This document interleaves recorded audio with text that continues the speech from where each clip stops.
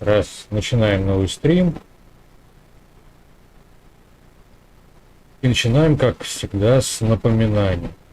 Вот здесь, на самом верху, способ со мной связаться, позвонить, например, прямо сейчас через какие-нибудь WhatsApp, Viber. Включаю громкую связь, и вы в прямом эфире что-нибудь говорите. Также внизу под видео есть ссылочка. По ней переходите и пишите какой-нибудь вопрос. Можно и просто так написать, например, просто в чате под видео.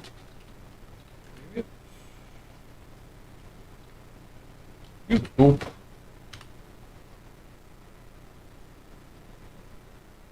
Привет, и YouTube. Ваша надпись внизу появляется. Но могу прочитать, могу не прочитать. А если воспользуетесь ссылкой на донат-стрим, то уже прочитаю обязательно и уже обсудим, что там хотите обсудить. Также, перейдя по этой же ссылке, можно в специальное поле вставить ссылку на какой-нибудь ролик с YouTube. Главное, чтобы он был короче 10 минут. И мы его посмотрим без какой-либо цензуры с моей стороны. Да, все это платно. Ну а почему нет? Также есть ссылка на другой донатный сервис, на Киви. И если там напишите что-нибудь, какое-нибудь сообщение, вот в этом цветном прямоугольнике будет висеть ваше сообщение. Если у вас наберется 20 человек, то 20 сообщений будут по очереди менять друг друга. Сообщение будет висеть 1 месяц. То есть сегодня 12 августа. И значит 12 сентября сработает напоминание в моем календаре. Я зайду и в ручном режиме удалю старое сообщение. Единственное ограничение — не нужно писать каких-либо ссылок. Потому что если будут ссылки, то система их обрежет. И вы заплатите, чтобы была ваша реклама, а вашей рекламы не будет. Поэтому хотите оставить свои контакты, оставляйте номер телефона, электронную почту, как вас зовут в каких-нибудь социальных сетях, и грамотно составляйте текст, чтобы люди смогли по этому тексту потом найти вас и связаться с вами. Ну, когда я говорил, что единственное ограничение, есть еще одно ограничение. Писать нужно на русском литературном языке. То есть я знаю, что многие умеют быть грубыми, но там нужно писать нормально, общепринятым русском языке. Собственно, как-то оно вот так. Ну, а теперь все.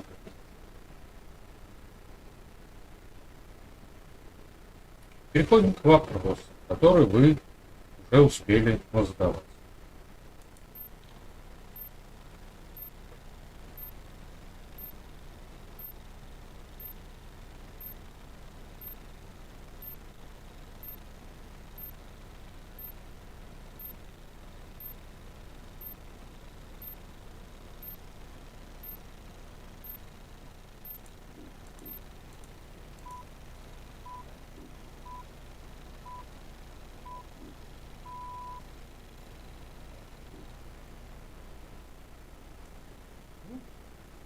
Первым номером у нас пойдет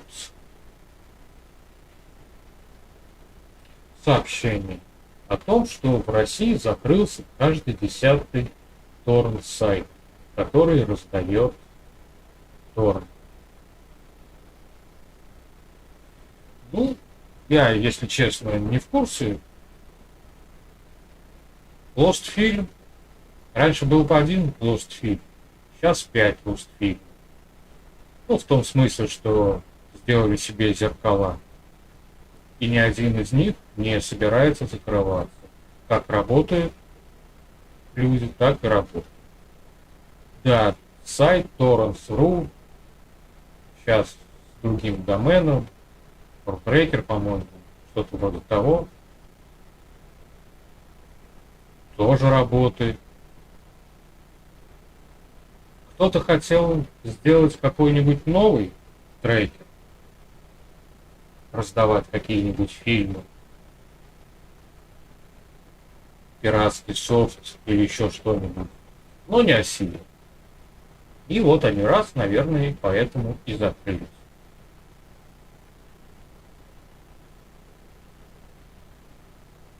Как-то оно вот так. Также нам сообщают, что Telegram обогнал ВКонтакт по числу ежедневных пользователей.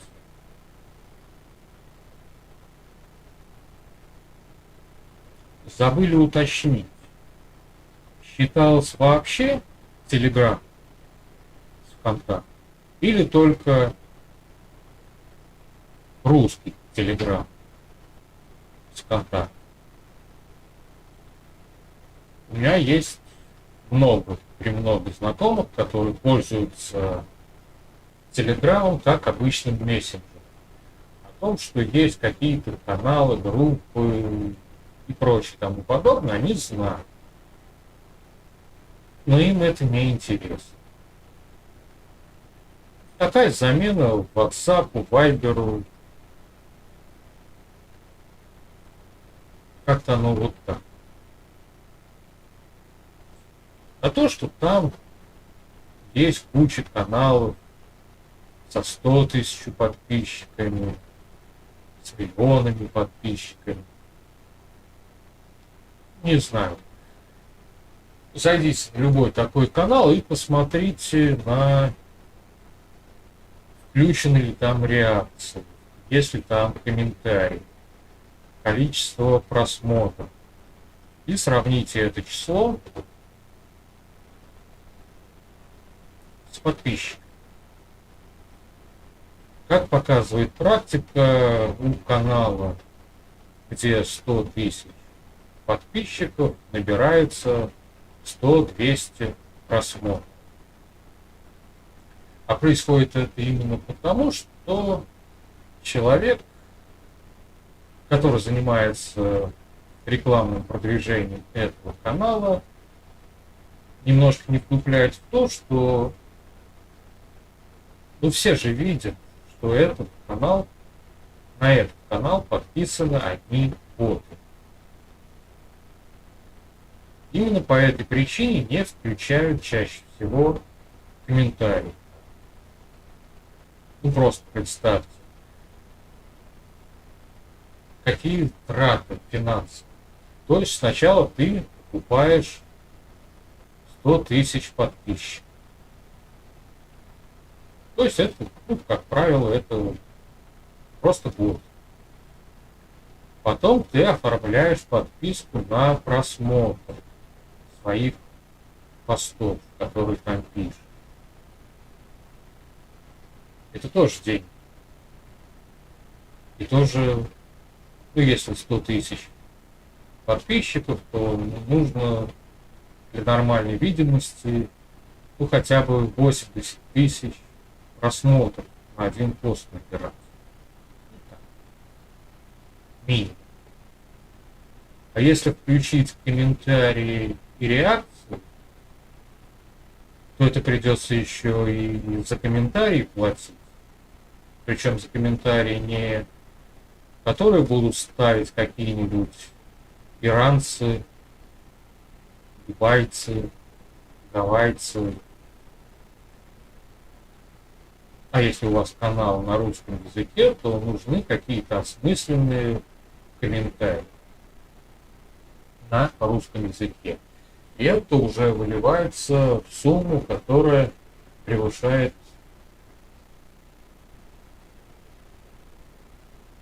две прошлые суммы вместе взятые. А со 100-тысячника канала, да, я не спорю, там с рекламой можно получать хорошие деньги.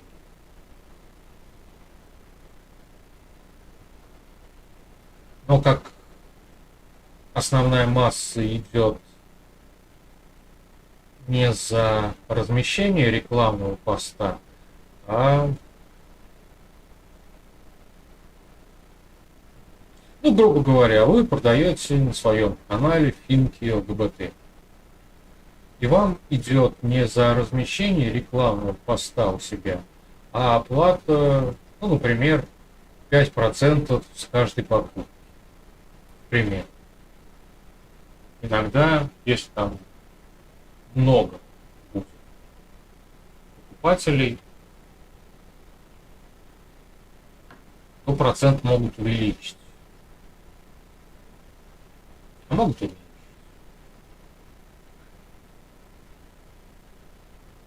Поэтому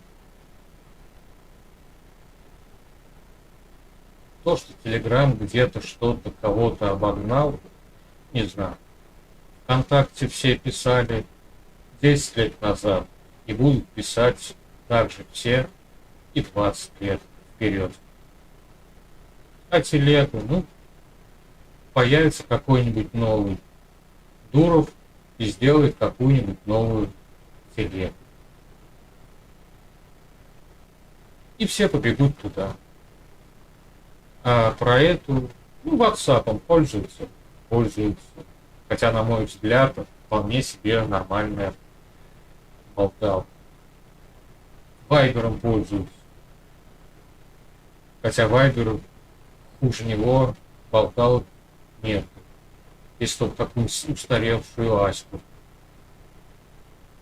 Если честно, я даже и не в курсе, есть ли у Аськи до сих пор рабочие сервера. И если там кто-нибудь в ней еще сидит. И точно так же телега. Наестся толпа. и нафиг никому она будет не нужна.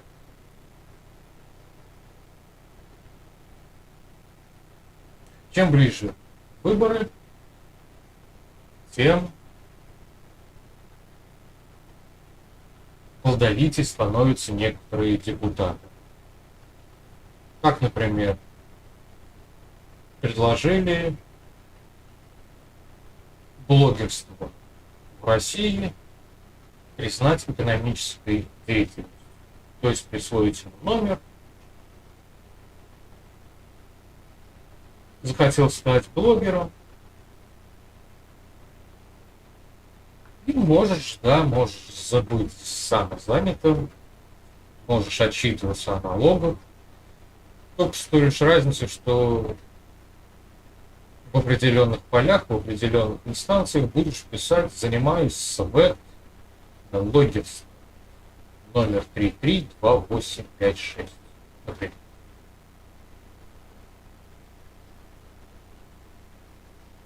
Но все это просто пустые слова.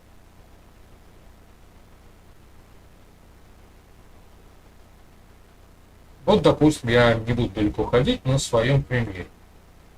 Есть биржа, на которой я продаю рекламу.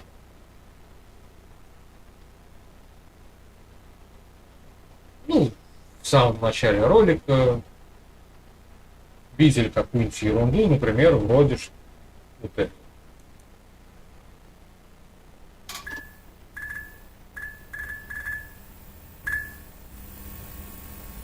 Добрый день, хотите прорекламировать свой товар или услугу? Отсканируйте QR-код, перейдите по ссылке, заполните все поля. В поле сообщения напишите свое объявление, и оно будет показываться на экране во время стрима целый месяц. Ссылки писать не надо, они не показываются. А если вы хотите предложить свою тему для стрима, то отсканируйте QR-код, заполните все поля, в поле сообщения напишите свой вопрос или тему.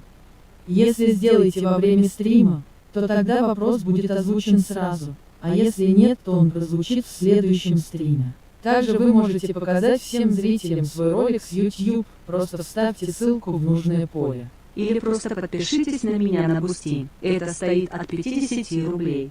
Тогда вы сможете предлагать свои вопросы в неограниченном количестве, пока действует ваша подписка. Если что-то непонятно, то давайте пообщаемся в телеге, и я вам объясню, что и как сделать.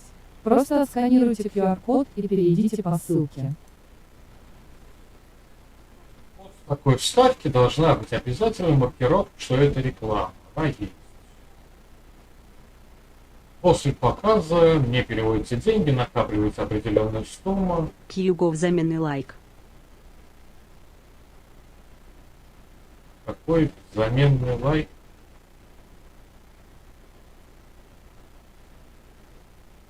Ну, сними хорошее видео, будет тебе лайк.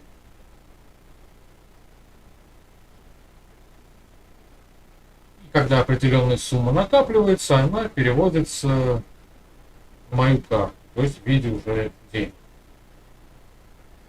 Автоматом проходит уведомление в моем налоге в личном кабинете. И автоматом с этой суммы списывается налог. Нужна мне какая-то какой-то аквет, чтобы этим заниматься? Нет, не нужно. Хотят сделать? Ну, пусть сделают. И что от этого изменится? Те, кто хотел заниматься, этим уже занимаются. Те, кто этим занимается серьезно, имеют целый штат людей, которые одни продают рекламу, другие предлагают рекламу, третьи занимаются уже бюрократией. Ну, если будет точнее сказать, всякие юристы составляют договора, всякие бухгалтера подводят учет, отчет и все остальное и прочее. Ну, сделают, да, просто еще одну галочку перед выборами, типа, смотрите, мы же проявляем заботу о людях, показываем, что можно работать по белому, легально и все тому подобное.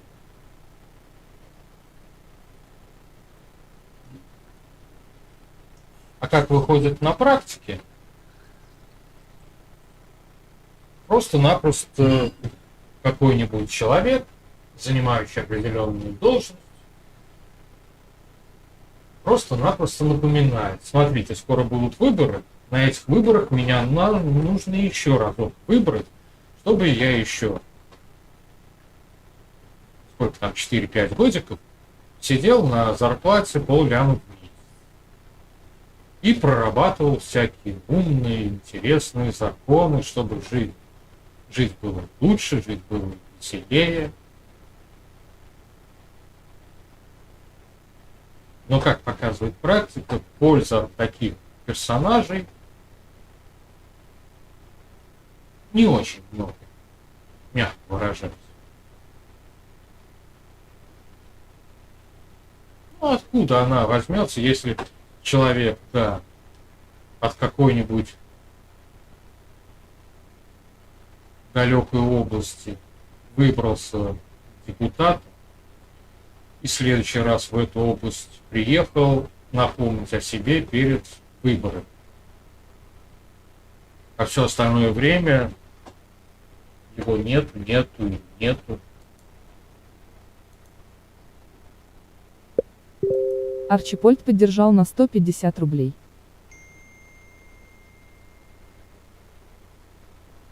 Так, спасибо Арчипольду за 150 рублей. А для чего нужен этот стрим без игр? Стрим — это не игры. Стрим — это способ передачи контекста. Вот я сижу, болтаю. Я могу просто посидеть перед камерой, все это записать, а потом просто выложить видео и все. А могу сделать это в качестве стрима в прямом эфире.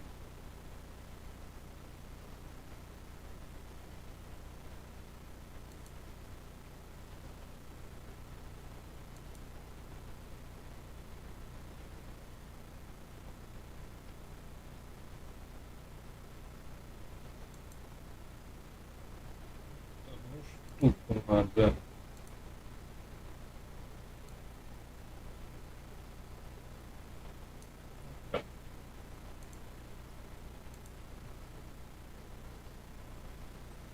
Это просто, да, это просто подача контекста. Кто-то хочет показывать, как он играет в игры, да, они показывают игры. Кто-то делает стримы и показывает, как он вышивает крестик. Кто-то делает стримы и показывает, как он что-то еще делает. А я просто сижу и просто болтаю.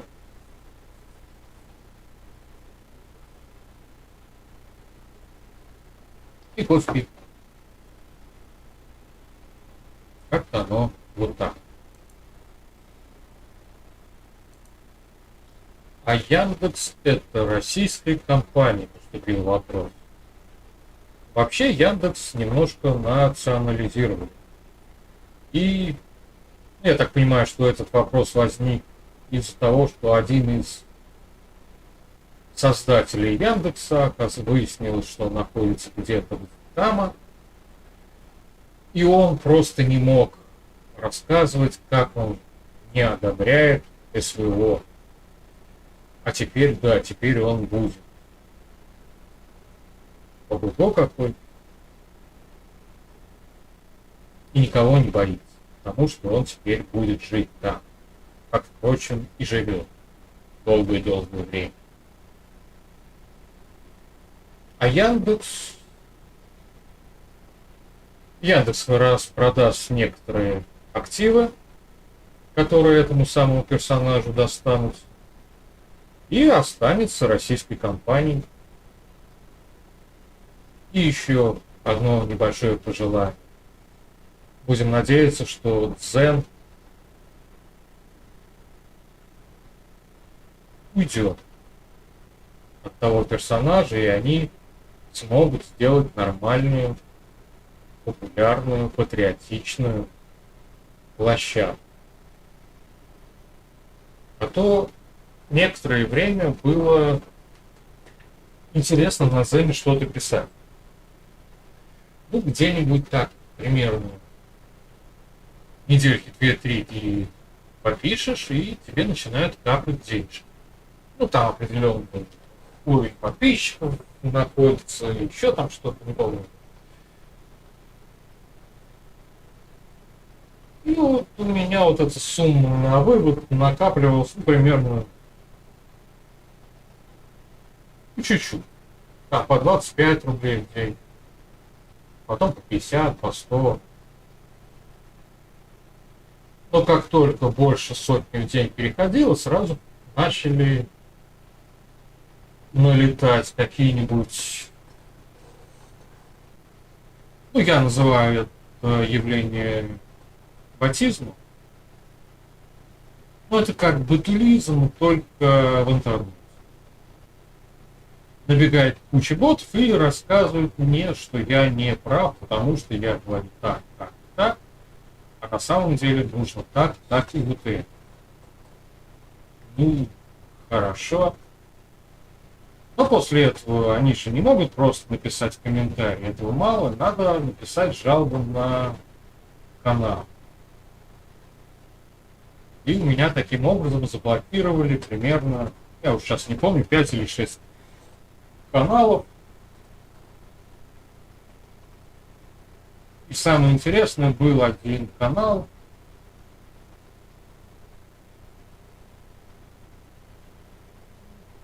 как сказать, ну, такая патриотичная повесточка. Красная армия всех сильнее, туда-сюда, ё-моё, вперед, мочи капут.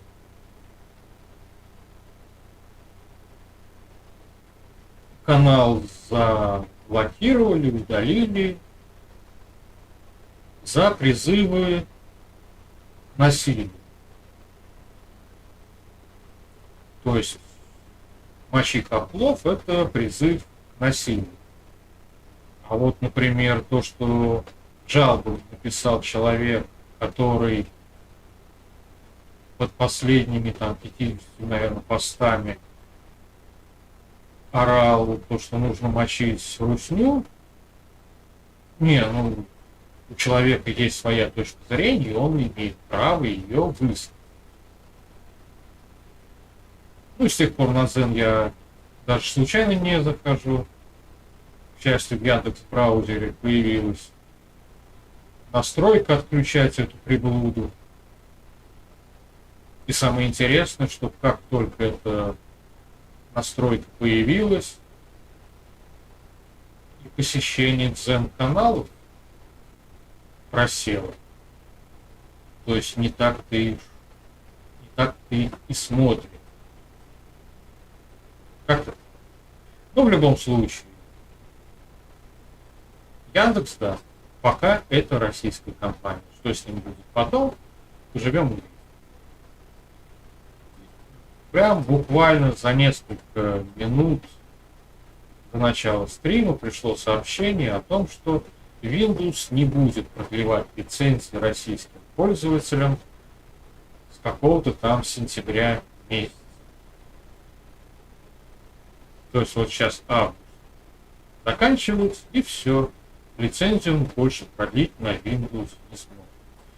Ну, я, если честно, отношусь к той группе людей, которые никогда не покупали лицензию Windows.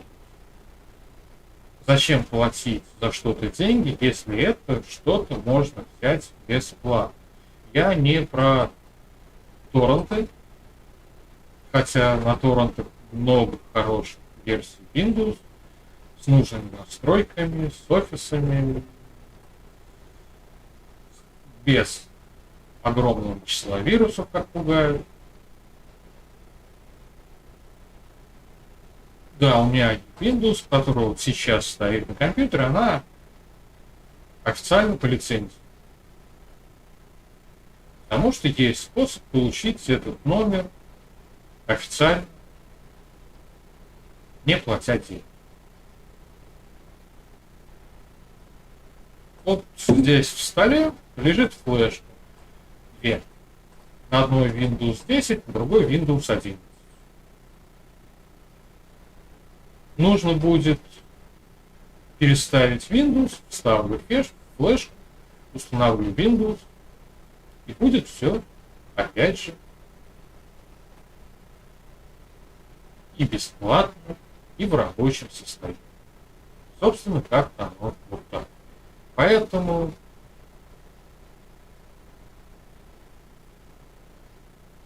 мелкомягкие решили наказать себя, не продавая больше лицензии на Windows нашим соотечественникам. И все. Тем самым они вынуждают компании, которые вынуждены работать официально с офисными приложениями, переходить на какие-нибудь российские разработки. И почему нет? Если честно, я не знаю, есть ли что-то отечественное в этой области в рабочем состоянии или нет, не пользуюсь, не знаю. Но если такая необходимость будет, то это сделают. И поэтому очередная попытка наказать нас наказывает самих себя. Вопросы закончились. И переходим к киносериальной части. Сегодня будет всего лишь один сериал.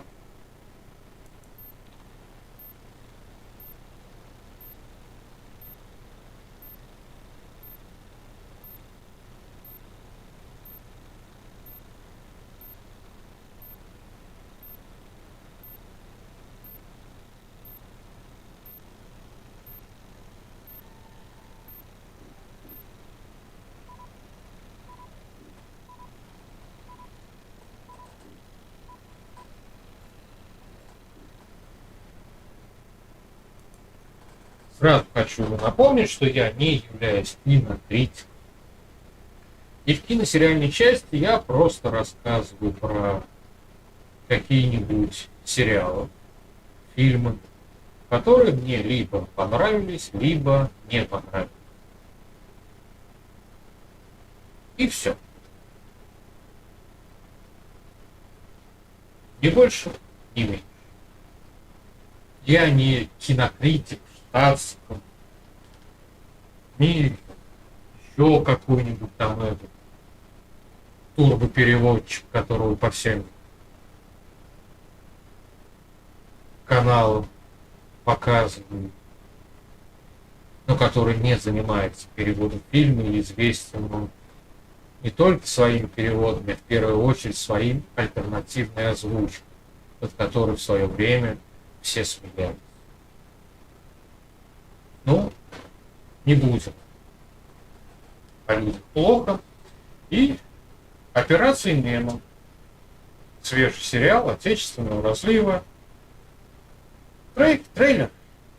РЕН-ТВ, телеканал «Звезда», Star Media Vision и Wink Originals представляют. Встать! По мотивам бессмертного романа Владимира Богомолова «Момент истины». Я повторяю вопрос. Кто старше? Всех выявленных агентов брать живьем, сам умри. Чтобы с головы этой сволочи ни один волосок не упал. Спокойно, спокойно, свои. Группа из 3 человек перешла линию фронта у Немана. Это именно те, кого мы ищем. Противостояние советских разведчиков и немецких диверсантов в решающий момент войны. Кто первым пойдет в Берлин? Мы или наши союзнички? Наступление, которое так интересует немцев, начнется через 2 суток. Группа Неман должна быть ликвидирована. Есть. Выполнять! Александр Киценко, Прикройте меня. Алексей Кравченко. Если хочешь, чтобы дело было сделано хорошо, сделай его сам. Алексей Макаров. Ложись! Андрей Смоляков. Мы делаем все возможное. А нужно невозможное. Сергей Маковецкий. Это ошибка. Военная остросюжетная драма «Операция Неман».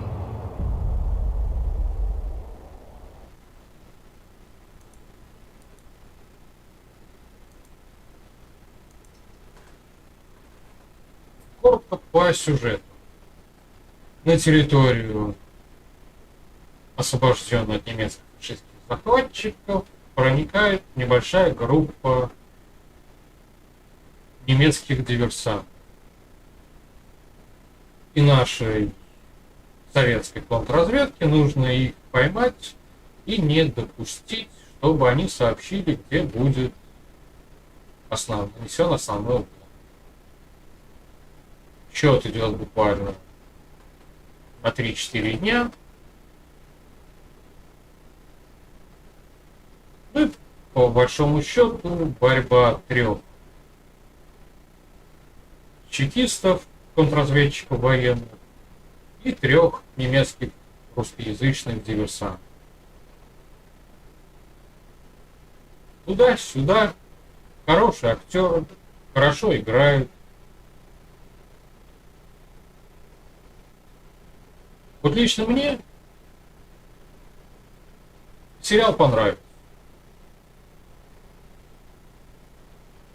Да, я узнал про этот сериал. По ссылке скинули, что вот смотрите, любитель резиновых хрюшек рассказал, что это плохой сериал. Ну, резиновому, вернее, любителю резиновых хрюшек, кладовщику и Эрмитажа на слово верить себя не уважать. Поэтому посмотрел этот сериал. Сериал небольшой, 5, по-моему, серий. И вот я утром начал смотреть, и во второй половине дня с небольшими перерывами я закончил смотреть этот сериал. То есть лично он меня заинтересовал.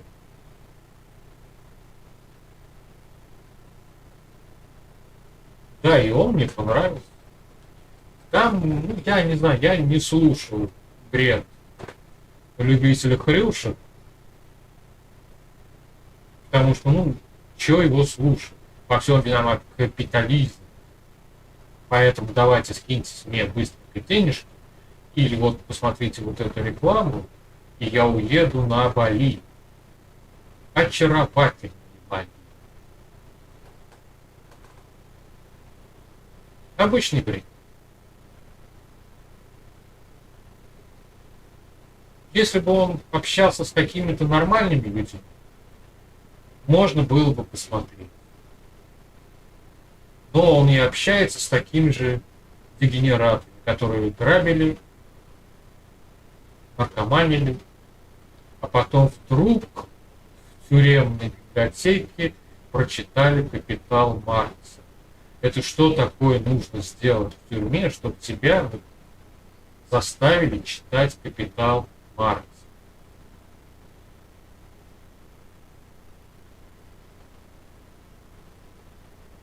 Не знаю. И после этого вот прочитает человек «Капитал Маркса» и сразу же становится и кинокритик, и литературовед, и, как показывает практика, любителем резиновых хрюшек. Поэтому «Капитал Маркса» я не читал, читать не буду. А что касается сериала, лично я не пожалел о том, что я его посмотрел. Сериал отличный. Я люблю такие сериалы. Ну, собственно, и все. Стрим подошел к концу. Всем пока. Увидимся через 4 дня. Это у нас наверное, 16 число будет. Пишите комментарии мелким шрифтом. Ну и все. Всем пока.